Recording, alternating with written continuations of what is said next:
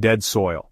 It's one of the most frustrating sights in a garden: cracked earth, dull color, lifeless texture, and plants that refuse to thrive no matter how much you water or mulch. Most gardeners immediately think of compost as the fix, or maybe they'll try tilling, fertilizing, or buying fancy amendments. But what if the key to bringing life back to your soil doesn't come in a bag or bin? What if it comes from the smelliest corner of your kitchen and the remains of your last fire? That's exactly what happened in a neglected corner of a raised bed that hadn't grown a healthy plant in months. The soil had crusted over, compacted, and smelled slightly sour from repeated failed attempts at composting. But after adding a strange little mixture, something most people would never consider soil-friendly, things began to shift. It didn't involve digging, no expensive inputs, and it brought visible fungal threads, worm trails, and soft, darkened humus within just a few days. The solution? It starts with something rotten, literally. It's no secret that worms usually avoid onions. Fresh onion peels and raw bulbs are known to release sulfur compounds that repel microbial life temporarily, especially in worm bins. But once an onion begins to rot, especially in the open air, the rules change. A rotten onion is no longer sharp, acidic, or antimicrobial. Instead, it transforms into a soft, fungal-rich lump teeming with enzymatic breakdown. As it ferments, it stops repelling and starts inviting, particularly fungi. These fungal hyphae are the backbone of healthy soil ecosystems. They knit soil particles together, unlock minerals for plant roots, and create ideal conditions for decomposers like springtails, beetles, and eventually earthworms to move in. When placed in struggling soil, a fermented onion bulb acts like a microbial flare. It signals nearby fungal colonies to expand. It warms the soil subtly during decomposition and raises humidity right where roots need it. Now, adding just a rotten onion might not be enough in severely compacted clay-heavy soils. That's where the second ingredient, the one people often throw away or fear using, comes into play: wood ash. Wood ash is alkaline, mineral-rich, and lightly caustic when dry. On its own, it's risky. Too much can burn roots or shut down microbial activity. But when used sparingly and paired with a moist, acidic organic input like rotting onion, it creates balance. In clay soil, this blend softens texture, increases drainage, and unlocks bound nutrients that plants have struggled to access. Here's how the transformation works.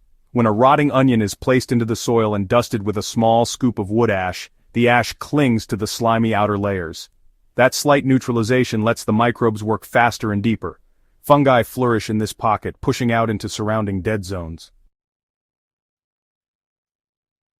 As decomposition continues, heat builds, worms come closer, and the whole ecosystem is pulled toward that healing center. This method doesn't require trenching, turning over compost, or disturbing your bed's structure. Just locate a section of your garden where plants have struggled, maybe a compacted patch near a tomato base, or a dry spot under mulch where water runs off instead of soaking in. Take one thoroughly rotted onion, soft to the touch, slightly leaking, and ideally fermented for a few days at room temperature. Dig a shallow hole the size of a small mug, just a few inches deep. Drop in the onion hole, or break it apart with your hand. Sprinkle about 1 tablespoon of cooled, dry wood ash over the onion, covering the softest parts.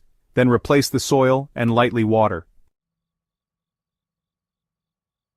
You don't need to mulch immediately, but hey, covering the area with a handful of grass clippings, dead leaves, or even some cardboard will really speed things up. Within 48 hours you'll notice some signs.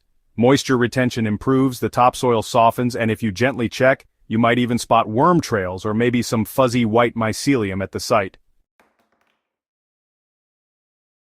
This method can be repeated in multiple spots across a bed, spaced every few feet.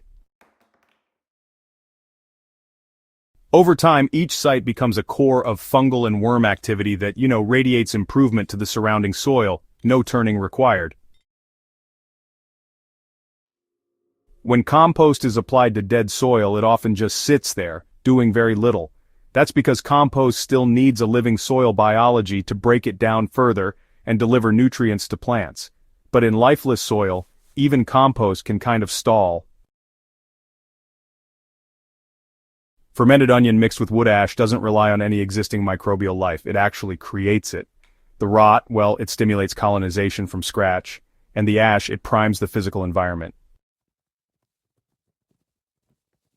Together, they do what compost can't wake up a dead zone from the inside. This is especially powerful in raised beds where poor drainage or over-fertilization has led to compaction, sourness, or salt buildup.